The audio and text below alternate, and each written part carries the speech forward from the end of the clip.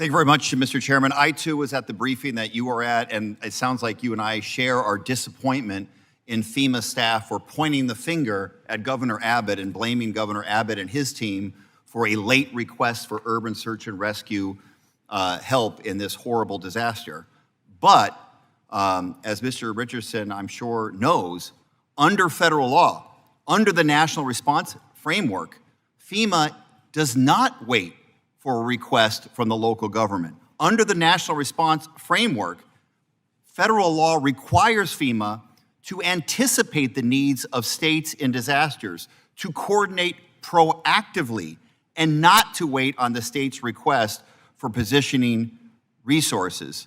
Mr. Richardson, were you aware that this is federal law for you to act proactively and not to wait for a request from Governor Abbott to pre-position resources? Thank you for the question, Mr. Stanton. The capability indeed was pre-positioned, and that's why I mentioned Texas Task Force 1. It was pre-positioned in Texas and ready to go. Once again, that's a federally trained, federally equipped, and they were. Mr. Richardson, I got to cut you because I have a short period of time. You need to talk to your staff because your staff was pointing the finger at Governor Abbott and say the lack of urban search and rescue proactivity was based upon a late request from the governor's office. My belief, and it sounds like your belief, is that the requirement for you as the FEMA administrator is to anticipate, in light of the weather reports and how bad it was going to be, was to pre-position those urban search and rescue folks in advance. And I believe that FEMA has failed in that mission because there could have been a lot more urban search and rescue there later. They weren't there until 72 hours after the tragic incident. How many times have you met with President Trump since you've assumed this role? I have not met with President Trump. How many times have you spoken with President Trump one-on-one in your current capacity? I correspond with the president on a regular basis. Where were you on July 4th and July 5th of this year? On July 4th, I was on vacation. When did you return from your vacation? I returned the next day. So on July 5th, you returned to Washington, D.C.? I spent the entire vacation in my vehicle speaking on my phone to either the state of Texas or DHS, coordinating for the events in Texas. Were you on the first plane back to Washington then from your vacation? I was in my truck with my two boys and myself. I was in my truck. I remained in my truck the whole time. When did you first learn of Secretary Noem's $100,000 sign-off policy, and did you warn her or anyone at DHS about the potential for delays in FEMA's ability to respond as a result of that policy?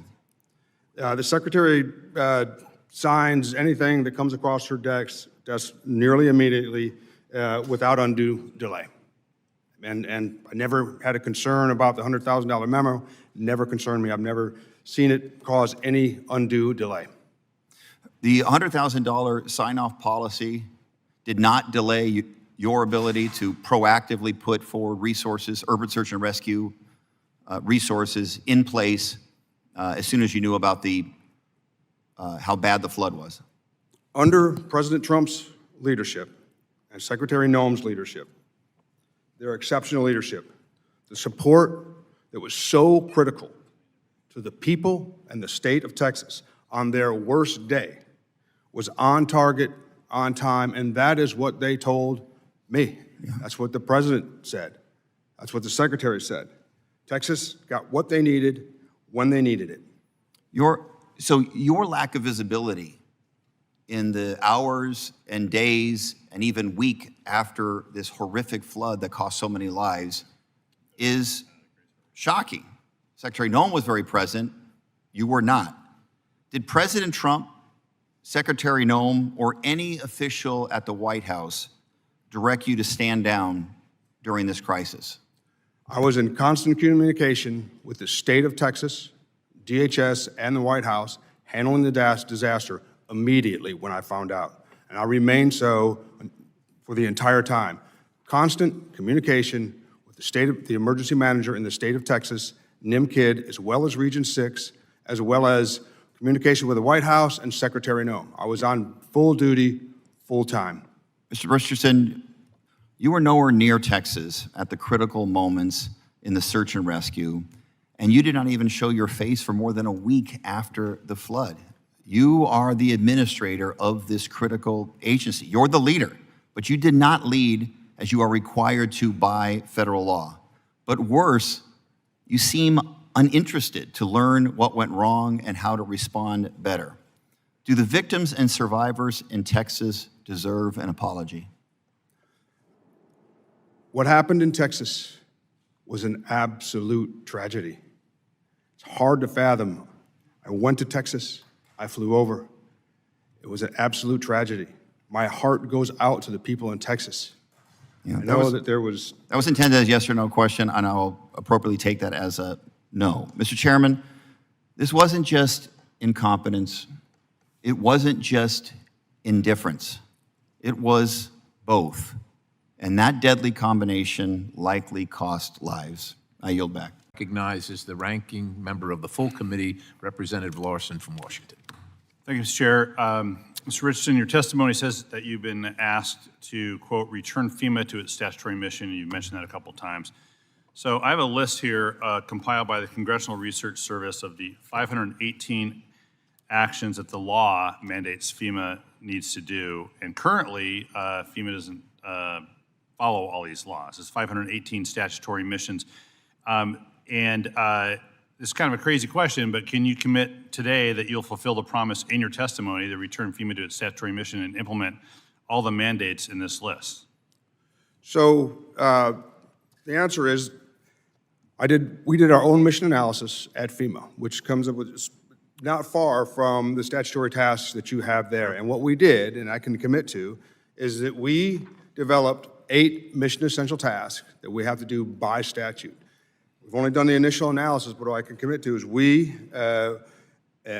until otherwise directed, will continue to carry out the mission essential tasks for the Federal Emergency Management Well, I think Agency. it's fair to say that there are probably 8 categories of missions. I don't think FEMA only does 8 things, and I think that what these 518 actions that are in law says FEMA has to do that are your mandates are worth going over. So I want to be sure we enter this in the record, Mr. Chair. Mr. Chair, I'll take care of it. The next thing I want to ask is, you noted that the original... Without objection, sir.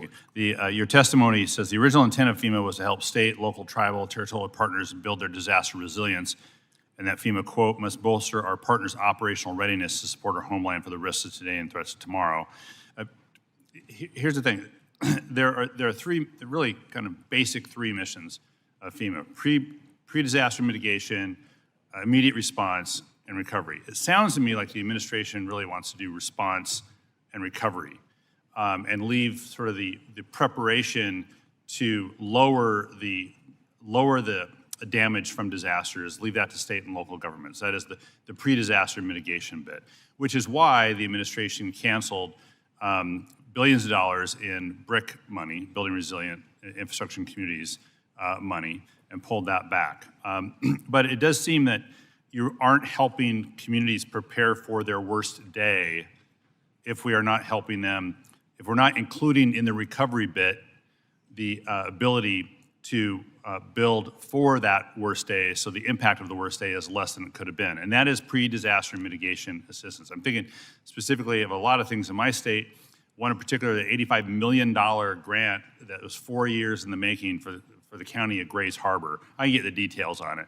But this is not a county that is going to find $85 million under, in the couch cushions to be able to do that work. And there are places all over the country that need federal assistance for pre-disaster mitigation in order to prepare for the likelihood that something's coming in the future. Could be floods in my area, could be earthquakes in my area, could be wildfires and so on. But the administration is sort of saying, no, states and locals, you need to do that when they don't have the money to do that. We're the backstop. We need to be helping states and locals prepare for this and paying for this with appropriate review so that the disaster we respond to is less than it could have been. And so, I mean, do you think that FEMA has no responsibility to help local governments and state governments prepare for that worst day? Because that's what it sounds like. What I think is that, I believe you're referring to mitigation, correct? Yeah. Okay. Yeah. What I believe and what FEMA believes is mitigation is very important. And I think you know what the return on investment for Absolutely. 7 to 1 or something like mitigation. It's like, 7 to 1 or 6 to 1, I don't really remember. However, under Secretary Noem's outstanding leadership, as well as the President's outstanding leadership, what FEMA is responsible to ensure there is proper oversight of the grant funding for Well, mitigation. here's the point on it, and I appreciate that. I don't think their leadership's been outstanding on that, and that's my job, to be critical and to be complimentary when both circumstances avail themselves to that. But on pre-disaster mitigation, on helping communities prepare, I don't think they've done outstanding leadership. They've actually cut the money to zero to help our state and local governments prepare for that worst day, so the worst day is less than it would have been. And we may not have been specific in the FEMA Act to include that. We're looking at changes to make as part of the FEMA Act. It doesn't mean we're against disaster mitigation assistance, because we already have that. What you're all choosing to do is to not do what you can do. Now, the law doesn't say you have to fund the BRIC program. It authorizes you to fund the BRIC program, DRF, but not funding the BRIC program is actually making the worst day, really the worst day, as opposed to investing in ensuring the worst day is less than it could have been. I just really got to hit home on that, and we're really going to push hard on you all, the administration, so that their leadership can be outstanding. I want it to be outstanding. I don't think it is right now. I'll yield back. Gentleman's time has expired. Chair thanks the gentleman. The chair is going to recognize the ranking member for a moment for a close. Thank you very much, Mr. Chair. I do have one final question for Mr. Richardson.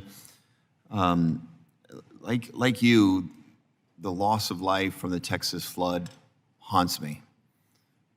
The pictures in my mind of people clinging to trees, some who were saved by Coast Guard or other heroes in this incident.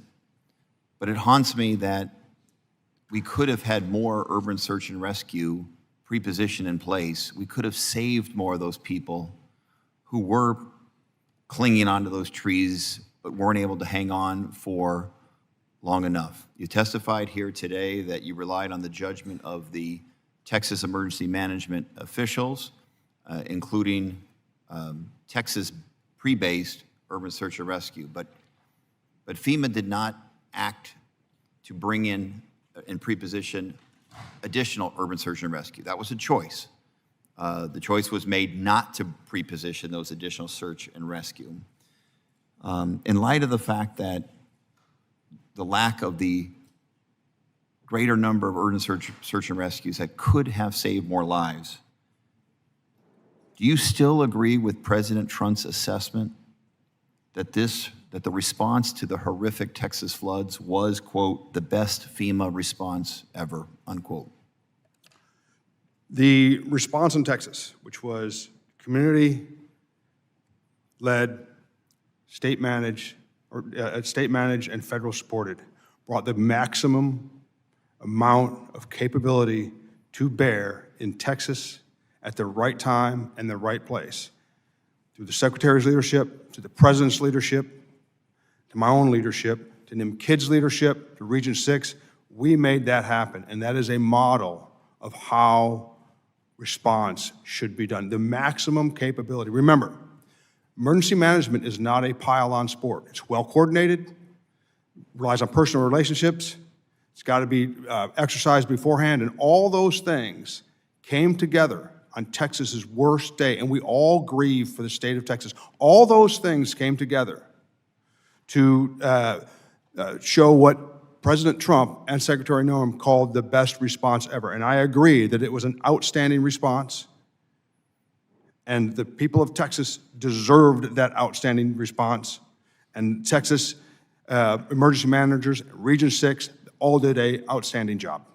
Well, I will strongly disagree that all of the resources were brought to bear that could have been. I think it was a choice by FEMA to not fulfill their statutory responsibility to pre-position under the circumstances. I believe that likely cost lives in the circumstances.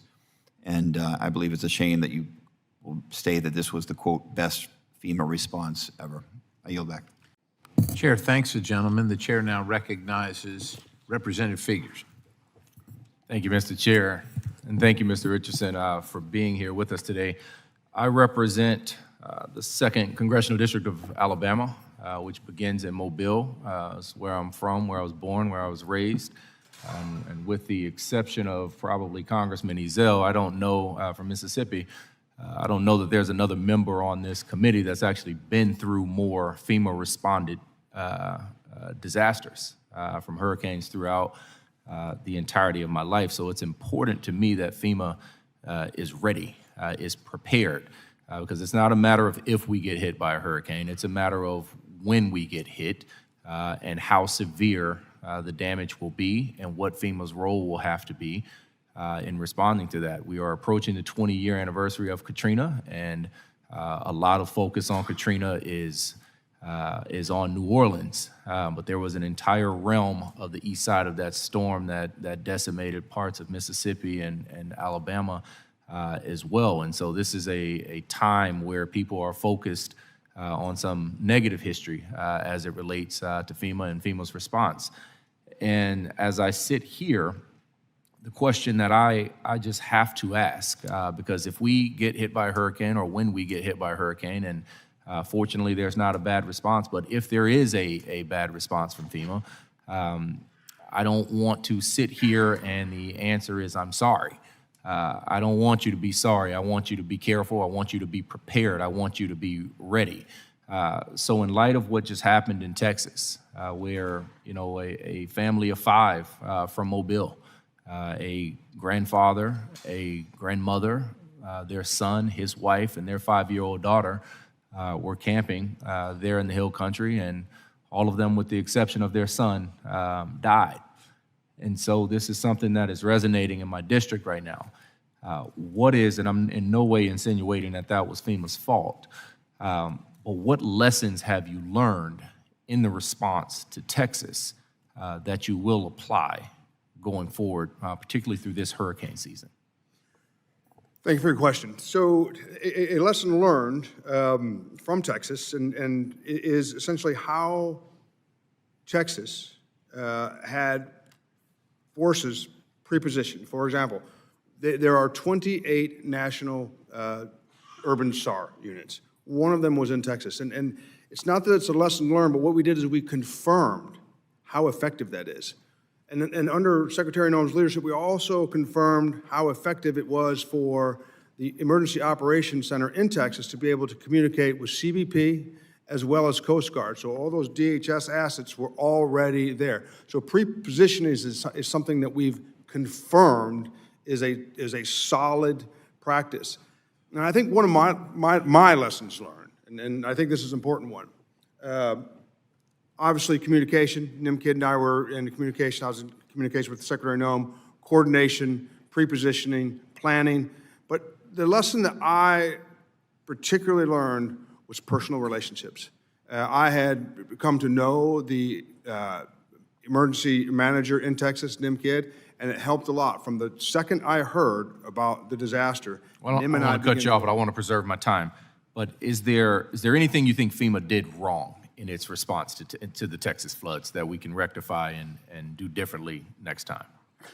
I can't see anything that we did wrong, and I think the President and the Secretary have acknowledged that, and so is Governor Abbott, by saying how well we did. So what we would like to do is we would like to take the strengths that we did in Texas, and we were going to share them with other states, and we'll work on them in tabletop exercise to make sure that they can do it as well as Is it your Texas. testimony here today that FEMA's response to the Texas flooding was a perfect game? It was perfect.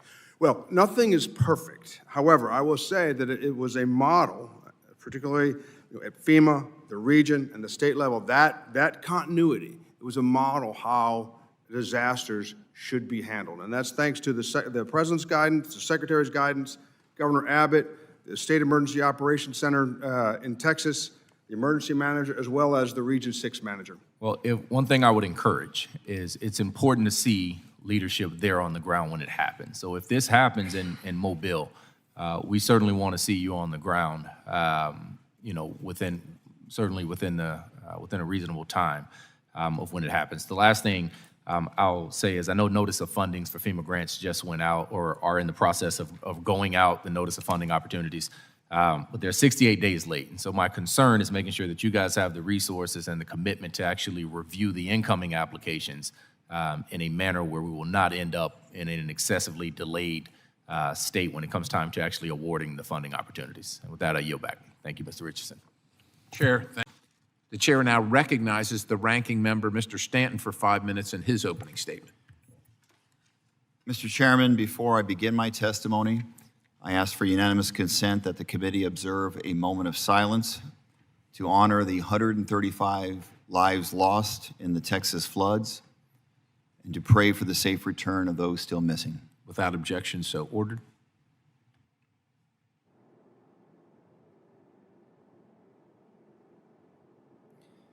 Thank you, Mr. Chairman. For the sake of time, I ask unanimous consent to submit for the record news accounts corroborating the details I'm about to provide in my opening statement. Mr. Chairman, thank you for Without holding... objection, so ordered. Mr. Chairman, thank you for holding this hearing and focusing our mission to the Federal Emergency Management Agency. Every Democrat on this panel accepts that challenge, and I hope we can work together in a bipartisan way to get this done.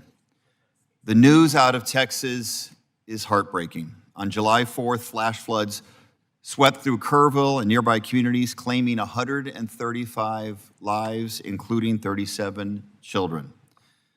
We have learned the faces and stories of the victims, young girls whose dreams were stolen, camp staff who gave their lives leading children to safety, a father who punched through the window to save his family before bleeding to death from his injuries, and two little sisters swept away together, later found holding hands. So many grieving neighbors and families on the ground who have been working around the clock in response to this disaster. To those brave women and men, we see you, we thank you, and we will not forget your heroism. Meanwhile, the acting FEMA Administrator, David Richardson, before us today, was missing in action. For the first 48 hours, the most critical window for search and rescue, he never visited the National Response Coordination Center. For more than a week, he stayed away from Texas, and for 10 days, he made no statement about this tragedy. Not a word of sympathy or reassurance to the public. When he appeared finally in Texas on July 12th, it felt like a box-checking exercise to quiet his critics. He stayed only a few hours. But in his rush, Mr. Richardson failed to check the most important box, basic human decency. This tragedy forces some incredibly hard questions. Did the FEMA administrator fulfill his legal duty? Did he fulfill his moral duty? Did the administrator sitting before us do everything that he could to save lives? The FEMA administrator is the primary federal coordinator for disaster response. That means anticipating needs, acting proactively, moving resources swiftly, even without waiting for a specific state request. FEMA's own national response framework demands proactive search and rescue. These reforms were put into place after Hurricane Katrina, when federal failures cost lives. Yet nearly 20 years later, history has tragically repeated itself. Secretary Noem required her personal sign-off on every contract above $100,000. That bottleneck delayed urban search and rescue teams for more than 72 hours. By the time many urban search and rescue teams reached Texas, no one had been found alive for days. Days. On July 5th, less than 24 hours after the tragedy, FEMA's call center contract expired because of this $100,000 sign-off policy. The result, the vast majority of calls from survivors went unanswered. Families desperate for shelter and aid were met with silence. Can you imagine losing a family member, losing your home, and having your call go unanswered when you're looking for a lifeline? Yet on July 11th, with over 100 people still missing and search teams still working to find people, President Trump and Secretary Noem called it, quote, the best FEMA response ever, unquote. All while this administration was working to dismantle FEMA, the very agency whose workers were still risking their lives to save others. According to CNN, FEMA search and rescue chief resigned in frustration over the Texas response. DHS bureaucratic hurdles cost his team critical time and likely lives. This committee has a duty to uncover why FEMA failed to meet its obligations and ensure no community ever faces these failures again. So I look forward to questioning Mr. Richardson about these stunning breakdowns in leadership and how we fix them. Thank you, Mr. Chairman. I yield back. Now recognizes Representative Friedman from California. Thank you, Mr. Richardson, for being here today. I represent parts of Los Angeles, which of course was devastated by huge mega fires recently. Very appreciative of FEMA's efforts on the ground. What we've discovered is that currently FEMA bars providing assistance to disaster victims who've received individual charitable donations, like through their church or through a GoFundMe page. They're finding that FEMA is deducting that amount. So I introduced a bill, Don't Penalize Victims Act, to ensure that charitable donations are not considered a duplication of benefits by FEMA. You know, people aren't raising money to give it to FEMA, they're raising money to give it to victims to help them rebuild their lives. I would like you to say that you're willing to work with us on this and that you will support these efforts as they move forward. I would be glad to work you. What I like to say, there should be no politics in emergency management. I would be glad to work with you and glad to look into it. Thank you. Now, I'd like to continue on some of the questions that have been asked about FEMA's response to the horrific flooding in Texas. And as a mom whose daughter has gone to Girl Scout camp and been up in wild areas, that whole incident really broke my heart. So my heart goes out to everybody in Texas that was affected. The New York Times reported last week that on July 7th, 3 days into the emergency response effort, FEMA call centers responded to less than 20% of the calls coming in from disaster victims for help. That means more than 4 out of 5 calls went unanswered. And I can just imagine the frustration of people looking for loved ones, dealing with damage, dealing with incredible tragedy to find out that their government just wasn't answering the phone. Secretary Noem, however, claimed that on Meet the Press that the New York Times piece was, quote, fake news. So I'd like to clear this up for the record. Isn't it accurate that 80% of, at least, of the calls that went to FEMA call centers on July 7th went unanswered? When the tragedy struck, we knew there would be a simple yes or no question. They either answered the calls or they didn't answer the calls on July 7th. When there was a spike in calls, FEMA was there to answer the calls. The majority of the calls were answered at the call centers. Well, that's not what the report says. The report says that on July 5th, as the floodwaters were starting to recede, FEMA received 3,027 calls from disaster survivors and answered 3,018 of them, which is over 99%. Contractors with 4 call center companies answered the vast majority of the calls. That evening, however, Ms. Noem did not renew the contracts with those 4 companies, and hundreds of contractors were fired, according to the documents and the person briefed on the matter. The next day, July 6th, FEMA received 2,363 calls and answered 846, or roughly 35.8%, according to those documents. And on Monday, July 7th, the agency fielded 16,419 calls and answered 2,613 of them, which is only 15.9%. That's shown by official documents. And FEMA officials were incredibly frustrated by the lapse in those contracts and that it was taking days for Ms. Noem to act. A little while ago, you said that part of your job you felt was to remove, you called them bureaucratic, closing out bureaucratic procedures. To me, having someone, one person only, having to sign off on every contract of $100,000 or more is the definition of bureaucracy. And in this case, it led to thousands of victims not having their calls answered by their government. Their government wasn't there when they reached out for help in their darkest hour. So are those numbers fake? Are you telling me that those are fake numbers, or are they verifiable, and did Ms. Noem misspeak when she said that it was fake news? What I can tell you is the vast majority of phone calls were answered. There was never a lapse in the contract. Secretary Noem, under her leadership, she's concerned about due diligence and making sure the American people get what they deserve. So in your for mind, the tax dollars. 15.9% of calls being answered is the vast majority? That's so is that the benchmark now we're looking for FEMA to answer their calls, 15%, or in one case, 35% in a day, in the middle of this disaster, this huge disaster? I would have to agree with Secretary Noem. That's fake news. The majority of the calls were answered. There was never a lapse in contract. Well, that is absolutely not what the reports from these companies from the disaster says. They give specific numbers of calls that went unanswered, and I don't see how you can deny these reports, but I will yield my time back. Chair thanks the gentleman. The chair now recognizes the gentleman from California, Mr. Garamendi. Thank you, Mr. Chairman. This committee has for a long time been concerned about FEMA, the way it runs and operates.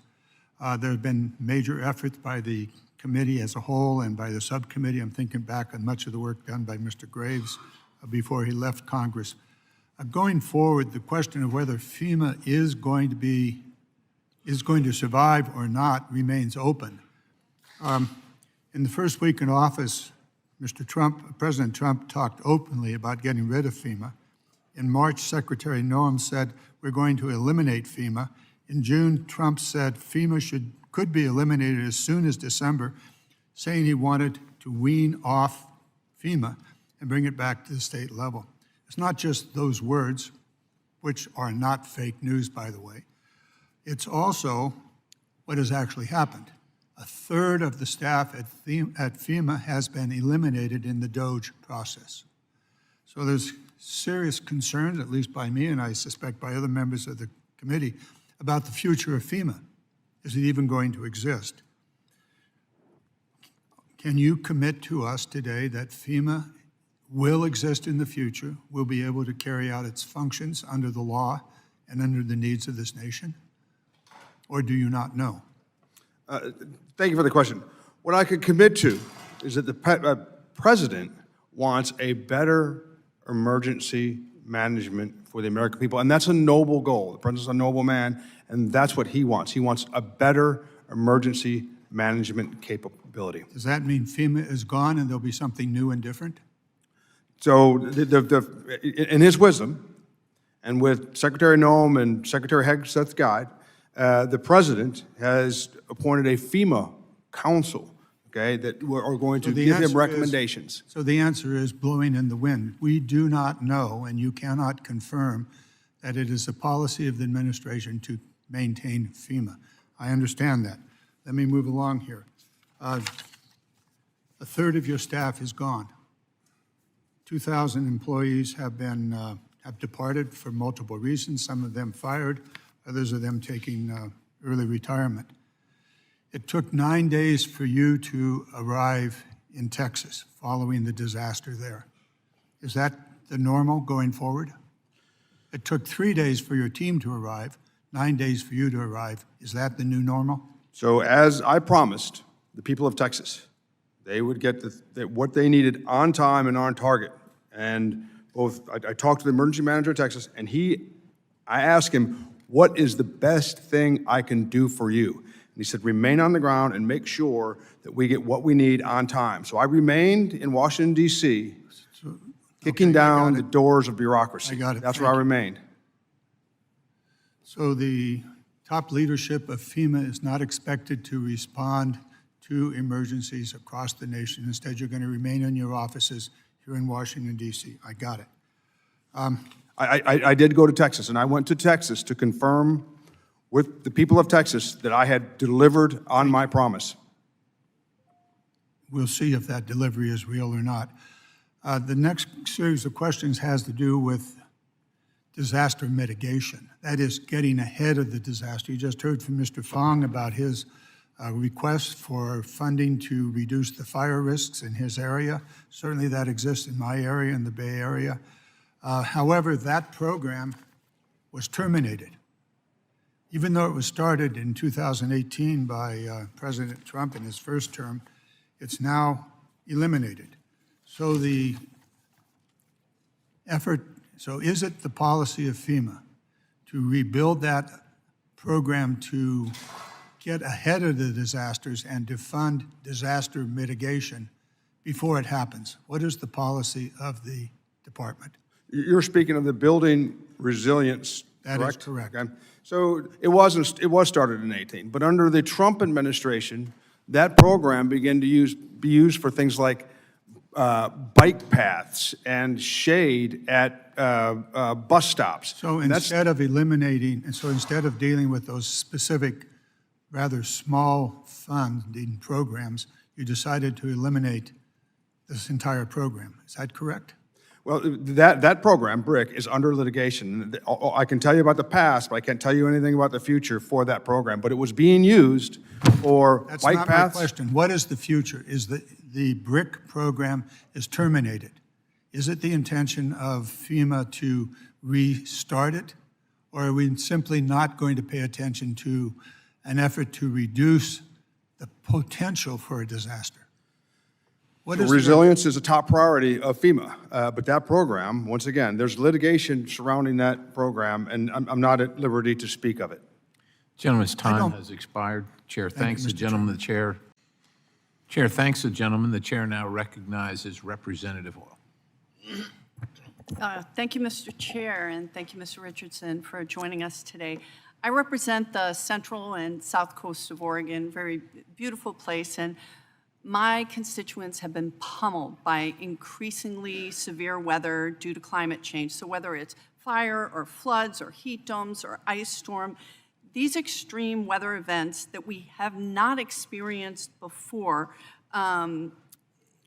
make it so that my communities and constituents had suffered greatly, and they aren't prepared. So I will echo my colleague, Mr. Garamendi, and my colleague from Pennsylvania in stressing the importance of the BRIC grant program. Because I agree with you. We have to make sure our tax dollars are used efficiently and well and not in a wasteful manner. But like Port Orford, this is a coastal rural community in Curry County, Oregon, that just had millions of dollars for water infrastructure upgrades eliminated, even though they had already been allocated. So they have to stop this project. That's not a bus stop. That's not DEI. This is absolutely critical. So I would I'd love to work with you to see how we can move forward, because now they're in limbo and there's just no other way for them to go forward without federal assistance. And I also would like to express my gratitude because last night FEMA approved public assistance of $9 million to address public infrastructure for damage that happens because of floods.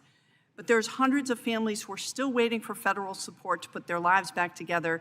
These people were advised not to get flood insurance because the areas had never flooded before. So the personal assistance, and even though it's like $800 to $2,000, my community, these communities are almost $20,000 less than the median income.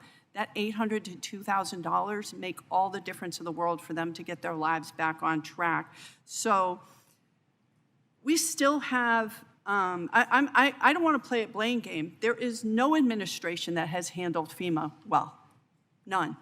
It is inefficient. You have people that are traumatized that have to go through bureaucratic processes.